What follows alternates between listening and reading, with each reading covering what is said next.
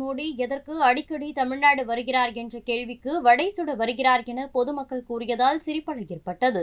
இன்னைக்கு ஒருத்தர் வந்து பேசிட்டு இருக்கிறாரு, சென்னையில பேசுறாரு. அவர் இதுக்கு முதல்ல எப்படா வந்திருக்கிறாரா? சென்னையில வெள்ளம் வந்தது அப்ப வந்தாரா? தென் மாவட்டங்கள்ல வெள்ளம் வந்தது அப்ப வந்தாரா? அப்பெல்லாம் வராரு ஒரு மோடி.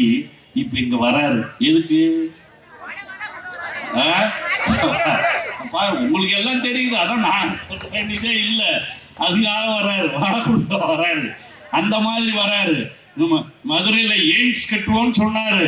அதுதான் உதயா அவர்கள் போன தேர்தலிலே அந்த செங்கல்ல வைத்து காட்டியே அந்த பகுதிகளிலே எல்லாம் வெற்றி பெற்ற இயக்கம் இந்த இயக்கம். அந்த செங்கல் உண்மை அப்படியேதான் இருக்கு. அந்த எய்ம்ஸை கட்டுவதற்கு வாய்ப்பு இல்லாத ஒருத்தர் தான் இன்னைக்கு வந்து ரொம்ப அக்கறையா வராரு.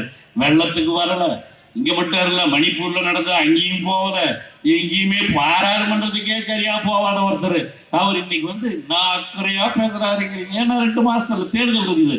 அவருக்கு தெரியும் தமிழ்நாடு மட்டுமல்ல இந்தியாவிலேயே நாம் ஒழிக்கப்பட்டு விட்டோம் என்பது அவருக்கு தெரியும். செய்திகளை உள்ளது உள்ளபடி தெரிந்து கொள்ள ரெஃப்ளெக்ட் நியூஸை சப்ஸ்கிரைப் பண்ணுங்க.